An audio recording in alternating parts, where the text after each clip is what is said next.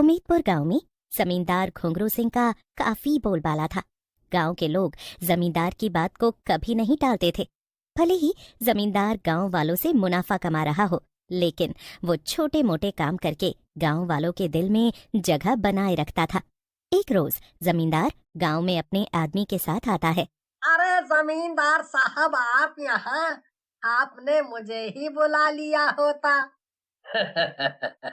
नहीं नहीं, यहाँ से मैं निकल रहा था तो सोचा तुझे काम बताता जाऊं। कहिए जमींदार साहब, क्या काम है? मेरे खेतों में कल सुबह हल लेकर आ जाना। 2 खेत जोतने हैं तुझे। और उसमें बीज बोना है। बाकी मैंने और लोगों को भी कह दिया है। तू टाइम से आ जाना। हम्म बिल्कुल मालिक, मैं समय से पहले पहुंच जाऊंगा। आप चिंता मत कीजिए। गांव के लोग जमींदार की खूब इज्जत किया करते और जमींदार भी गांव के लोगों की मदद कर ही दिया करता। लेकिन जमींदार का इकलौता बेटा गांव के लोगों की बिल्कुल इज्जत नहीं करता। गांव के लोग भी जमींदार के बेटे को ना तो मुंह लगाते और ना ही उससे कोई कुछ कहता, क्योंकि वो पूरी तरह से बिगड़ैल था। एक रोज जमींदार के बेटे रंजीत को गांव की सुमित्रा की बेटी सुषमा के साथ गांव की ही कलावती देख लेती है और वो ये बात सुमित्रा से आकर कहती है। हरिओ सुमित्रा, कैसी है तू? कई दिनों से तू आई नहीं, तो सोचा मैं ही मिल लूं तुझसे। मैं तो अच्छी भली हूँ, घर का थोड़ा काम हो जाता है तो घर से निकलने का मौका नहीं मिलता। तू बता, तू कैसी है और कैसे आना हुआ? मैं बिल्कुल ठीक हूँ। और तेरी बेटी कहाँ है? वो घर का काम धंधा नहीं करती क्या, या बस आजकल इश्क लड़ाने में ही ज्यादा समय दे रही है? अरे कैसी बातें कर रही है कलावती तू? मैं कुछ बोल नहीं रही, इसका मतलब तू मेरी बेटी के बारे में कुछ भी बोलेगी? वो खेत गई है। और ये तू क्या कह रही थी? इश्क विश्क क्या मतलब है इस सब का? तुझे लगता होगा कि तेरी बेटी खेत गई है, लेकिन अभी अभी मैं खेत से ही लौट रही हूँ। जब मैं घास लेकर आ रही थी तब मैंने तेरी बेटी सुषमा को जमींदार साहब के बिगड़ैल बेटे रंजीत के साथ देखा है। और तुझे पता है, वो हाथ में हाथ डाले बैठे बातें कर रहे थे। नहीं नहीं, ऐसा नहीं हो सकता कलावती, कह दे कि ये झूठ है। मेरी तुझसे दुश्मनी थोड़े ही है जो मैं तुझे और तेरी जवान बेटी के बारे में ऐसी बातें कहूँ हैं? तू अपनी बेटी पर थोड़ा नजर रखा कर। कलावती ये कहकर जाने लगती है। तभी वहाँ सुषमा आ जाती है और अपनी माँ से कहती है, माँ आप रो क्यों रही है? और कलावती काकी किस पर नजर रखने के लिए कह रही हैं? कहाँ थी तू? सच सच बता। देख सुषमा, तेरे पिता नहीं है, तू अपने पिता का नाम मिट्टी में मत मिला देना। बेटा सच बता मुझे, कहाँ से आ रही है? अरे बिजली, तू बाहर क्यों खड़ी है? जरा अंदर तो आ और माँ को बता कि हम दोनों कहाँ से आ रहे हैं। काकी, हम तो घर से आ रहे हैं और मैंने इसे अपने घर रोक लिया था। आज माँ ने अच्छा खाना बनाया था तो सोचा कि सुषमा को भी खिला दूं। तुम दोनों सच तो कह रहे हो ना? क्या आपको अपनी बेटी पर विश्वास नहीं है माँ? है तो, लेकिन मैं जो पूछ रही हूँ वो बता। बता तो दिया माँ, मैं बिजली के घर से आ रही हूँ और बिजली भी आपके सामने है। वो भी तो आपसे यही कह रही है ना कि मैं उसके घर पर थी, फिर इतने सवाल क्यों? कलावती वहाँ से मुंह बनाकर चली जाती है और सुमित्रा को अपनी बेटी पर शक होते होते रह जाता है। ऐसे ही समय बीत जाता है और एक रोज गांव की एक और औरत सुमित्रा को उसकी बेटी और जमींदार के बेटे के चक्कर के बारे में बताती है। इस बार सुमित्रा अपनी बेटी से बिना कुछ पूछे उस पर नजर रखती है और आखिरकार सुमित्रा अपनी बेटी को जमींदार के बेटे रंजीत के साथ देख लेती है। और जब सुषमा घर आती है, मुझे कई लोगों ने तेरे और जमींदार के बेटे के बीच में चल रहे चक्कर के बारे में बताया, लेकिन मैंने अपनी बेटी पर विश्वास रखा था कि वो ऐसा नहीं करेगी, लेकिन आज तूने मेरी नाक कटवा ही दी। लेकिन माँ, मैं उसके बिना नहीं जी सकती, मैं उससे प्यार करती हूँ।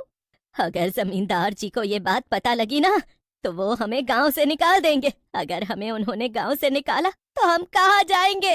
तुझे थोड़ा भी अंदाजा है कि तू कितनी बड़ी गलती कर बैठी है? आज से तेरा घर से निकलना बंद। सुमित्रा अब कई दिनों तक अपनी बेटी को घर से निकलने नहीं देती और करीब 1 महीना बीत जाता है और एक रोज सुषमा की तबीयत जब उसे गांव के वैद्य के पास ले जाया जाता है तो गांव के वैद्य जी की हैरानी का ठिकाना नहीं रहता। सुमित्रा जी, मुझे आपसे कुछ बात करनी है। आप जरा इधर आइए। वैद्य जी अब सुमित्रा को बताते हैं कि सुषमा माँ बनने वाली है। तो ये सुनते ही सुमित्रा के पैरों तले जमीन खिसक जाती है और वो दहाड़े मारकर रोने लगती है। लेकिन सुमित्रा वैद्य जी के सामने हाथ जोड़कर वैद्य जी से विनती करती है, मुझे नहीं पता था कि मेरी बेटी ऐसा गलत काम करेगी। लेकिन मैं आपके आगे हाथ जोड़ती हूँ, आपके पाँव पड़ती हूँ, ये बात आप किसी से ना कहना। मैं अपनी बेटी को लेकर ये गांव छोड़कर चली जाऊंगी। सुमित्रा अब अपनी बेटी को घर लेकर जाती है और उसे खरी खोटी सुनाती है और खूब रोती भी है। लेकिन जब ये बात सुषमा जमींदार के बेटे से कहती है कि वो उसके बच्चे की माँ बनने वाली है, तो वो सुषमा को अपनाने से इनकार कर देता है। देखो, ये जो कुछ भी हुआ इसके बारे में मुझे कुछ नहीं पता और मैं इस बच्चे का बाप नहीं हूँ। अगर तुमने ज्यादा मेरा नाम उछालने की कोशिश की तो मैं तुम्हारे परिवार की बदनामी करने में कोई कसर नहीं छोड़ूंगा। धीरे धीरे ये बात पूरे गांव में फैल जाती है और सुषमा की बदनामी होने लगती है। जमींदार भी अपने बेटे पर लगे आरोप को सिरे से नकार देता है और हर कोई सुमित्रा की बेटी सुषमा की ही बदनामी कर रहा था। देख लिया ना सुमित्रा, मैंने पहले ही कहा था कि अपनी बेटी पर ध्यान दे, लेकिन तूने मुझे ही गलत बता दिया था उस दिन। कल मैं जमींदार साहब के खेत में काम करने गई थी तो जमींदार साहब कह रहे थे कि सुमित्रा ने ही जानबूझकर अपनी बेटी को कहा होगा कि मेरे बेटे से चक्कर चला ले ताकि कुछ पैसे मिल जाएं। सुन रही है ना गांव वाले क्या कुछ कह रहे हैं? अरे तेरी बेटी को क्या जरूरत थी ऐसे लोगों के साथ रिश्ता रखने की? मुझे भी नहीं पता था कि मेरी बेटी मेरे साथ ऐसा करेगी। मैं तो किसी को मुंह दिखाने लायक नहीं रही। जो कोई भी कुछ भी आकर बोल रहा है मैं बस सुनने लायक ही बची हूँ। मैं तो कहती हूँ मेरी सांसें भी क्यों चल रही है, वो भी रुक जाए। हाँ, इसीलिए कहते हैं बेटियों को ज्यादा सर पर नहीं चढ़ाना चाहिए, ना ही ज्यादा पढ़ाना लिखाना चाहिए। जहाँ उनके पैर खुलते हैं वो 4 कदम और आगे बढ़ जाती हैं। जहाँ गांव वाले सुमित्रा और उसकी बेटी को भला बुरा कह रहे थे, तो वहीं सुषमा अब इन सारी बदनामियों को झेल नहीं पाती। वो अपना गला काटकर जान दे देती है। ये बात गांव में कुछ दिन ही सुर्खियों में रहती है। उसके बाद सब कुछ नॉर्मल हो जाता है और करीब 6 महीने बाद जमींदार के बेटे रंजीत की शादी अच्छे खासे अमीर घर की लड़की से करवा दी जाती है। लेकिन अब सुहागरात वाली रात रंजीत नशे में अपने कमरे में आता है जहाँ घूंघट में उसकी दुल्हन बैठी होती है। अब रंजीत भी अपनी दुल्हन के पास जाकर बैठ जाता है। रंजीत अपने सामने घूंघट में बैठी दुल्हन को देख रहा था। वो हाँ ना में सिर हिला रही थी। फिर काफी समय बीत जाने के बाद रंजीत अपनी दुल्हन का घूंघट उठाता है। लेकिन जब वो अपनी दुल्हन का घूंघट उठाता है तो चिल्लाकर जैसे ही दरवाजे की तरफ भागता है तो दरवाजा खुद ब खुद बंद हो जाता है। रंजीत बेटा, क्या हुआ तुझे? तू ठीक तो है ना?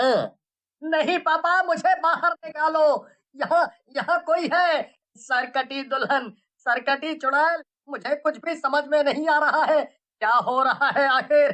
कौन हो तुम और क्या चाहती हो? रंजीत के इतना कहने के बाद ही वो सरकटी चुड़ैल जोर जोर से हंसने लगती है और रंजीत की तरफ बढ़ने लगती है। और वो सरकटी चुड़ैल कोई और नहीं बल्कि सुषमा थी, जिसकी 6 महीने पहले मौत हुई थी। कहीं तुम भूल तो नहीं गए मुझे? हाँ, मैं तुम्हारी सुषमा, जिसे तुमने जीते जी अपनाने से इनकार कर दिया था। उसकी ऐसी हालत हो गई कि उसके घर वाले, गांव वाले उसे देखकर ताने देते थे, बुरा भला कहते थे उसे। उस वक्त तुम मेरे साथ खड़े होने के बजाय मुझे ये कहने लगे कि ये सब मैंने पैसों के लिए किया है। तुझे अब कोई नहीं बचा सकता, तेरी मौत तो निश्चित है। कुछ देर तड़पने के बाद रंजीत की जान जा चुकी थी और उस वक्त जमींदार और उसके लोग दरवाजा तोड़कर जब कमरे में पहुंचते हैं और रंजीत का शरीर उसके हाथों में है जिसका वो गला दबा चुकी थी। देखते ही देखते वो चुड़ैल वहां से गायब हो जाती है और जमींदार अपना सर पीटता रह जाता है और ये हादसा सारे गांव में फैल